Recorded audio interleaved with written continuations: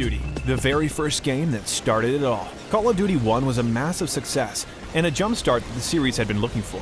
While the series went on to deviate from its formula, it originally started as a World War game, and it chose to keep that pacing for a long while. In fact, if people hadn't got tired of World War games, Modern Warfare would have never happened. 2005, Call of Duty 2. Call of Duty 2 was the long-awaited sequel that everyone wanted at the time, and what a game it was. The one thing that separated it from the competition was the amazing cast of voice actors that made this game a staple in the industry. The cast, in fact, was almost the same actors from Band of Brothers, another World War franchise which was popular at the time.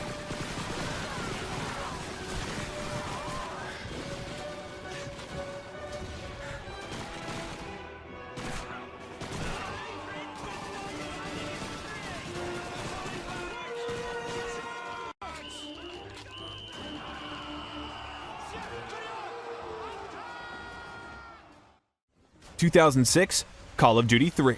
Call of Duty 3 was one of the most fantastic additions to the franchise, and the fact that it was made only in 3 months is a testament to Treyarch's ability as game developers. However, when it came to publishing the game, Activision did make a very weird creative decision. Call of Duty 3 was released in France as Call of Duty 3 En Marche vers Paris, which translates to On the Way to Paris.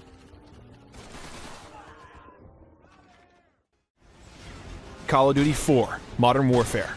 Modern Warfare was the most revolutionary title in Call of Duty history. It brought the franchise out of the 1940s into the 2010s, and made Modern Warfare its central theme.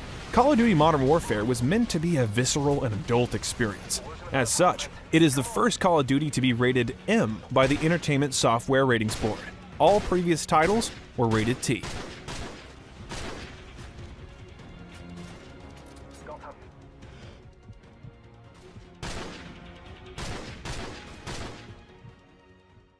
Call of Duty World at War was a return to the World War era, and it brings a couple of references with it. This game features references to some famous fictional film privates. In the opening mission, you see Private Pyle, who was a main character in Full Metal Jacket, 1987.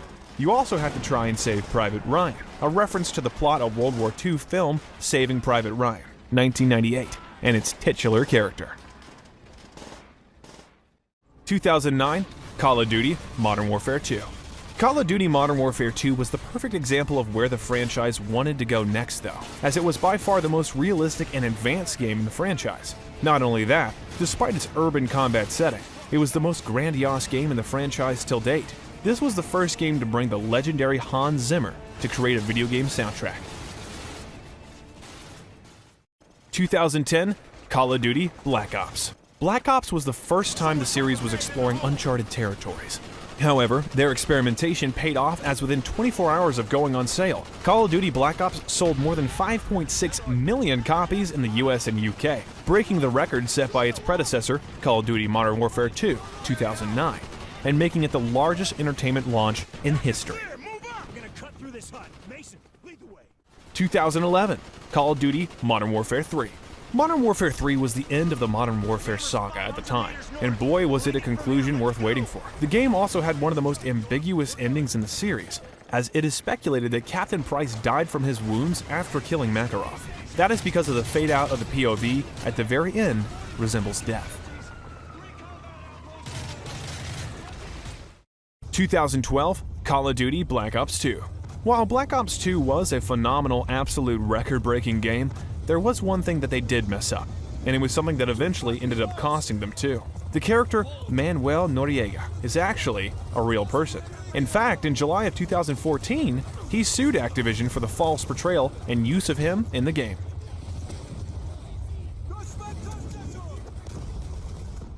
In 2013, Call of Duty Ghosts.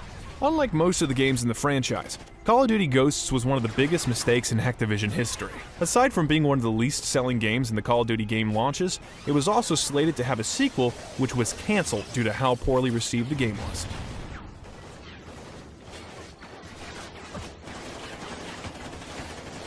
In 2014, Call of Duty Advanced Warfare. Most of the time, video games hire popular actors for their faces and then get a voice actor to do the work for the game.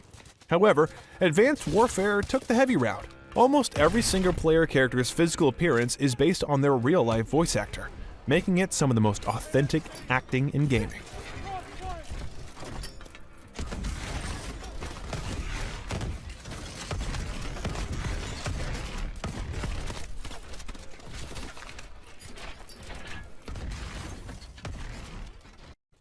2015, Call of Duty Black Ops 3. Call of Duty Black Ops 3 was kind of a huge leap when it comes to the franchise.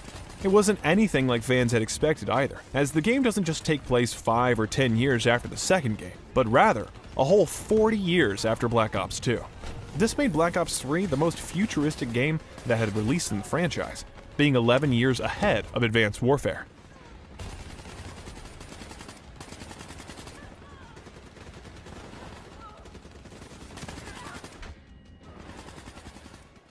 2016, Call of Duty Infinite Warfare. Call of Duty Infinite Warfare was the franchise's highest reach when it comes to the science fiction route they were taking. Unfortunately, it did not resonate well with fans, and it saw massive criticism. The funny thing is, the hate started even before the game released. The trailer for the game reached 2 million dislikes on YouTube, making it the second most disliked video ever. 2017, Call of Duty World War II. Call of Duty World War II was the perfect return to form this series could have gotten.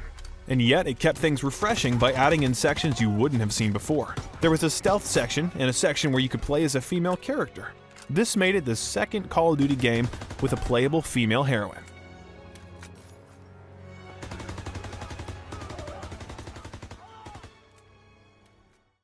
– 2018, Call of Duty Black Ops 4. Call of Duty Black Ops 4 was a weird one, and honestly one of the most unlikely things to ever happen to the franchise. First off, this was the very first game featuring a Battle Royale mode in Call of Duty history. Along with that, this was also the first Call of Duty game to not feature a single-player campaign, missing out on the massive audience which bought these games for their blockbuster stories.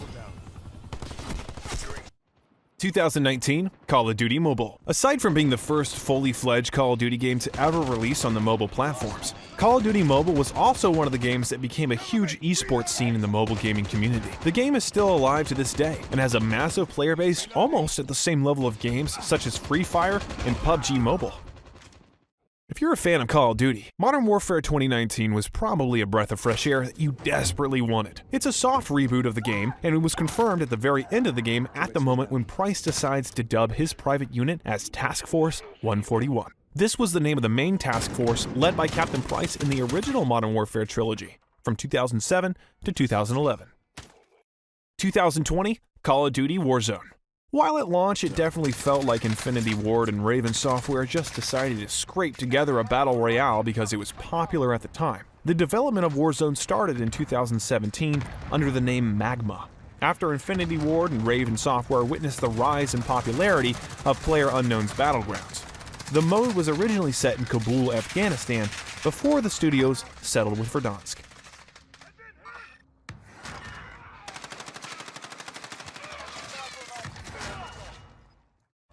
2020, Call of Duty Black Ops Cold War. Perhaps one of the most important aspects of Black Ops games were the characters and the actors who portrayed them.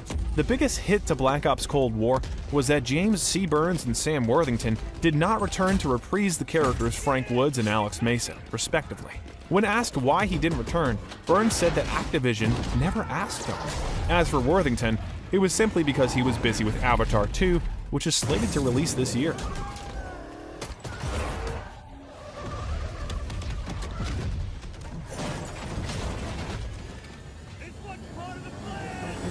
2021, Call of Duty Vanguard. Call of Duty Vanguard is the latest installment in the franchise, and while it did see decent success, it is considered mainly a failure compared to games such as Modern Warfare 2019. However, it doesn't fail in keeping up the continuity of the Call of Duty franchise. In the mission Numa Numa Trail, you are rescued by the 93rd Infantry Division.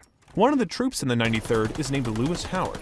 Lewis's brother, Major Howard, is in Call of Duty World War II. Lewis says a line of dialogue confirming this.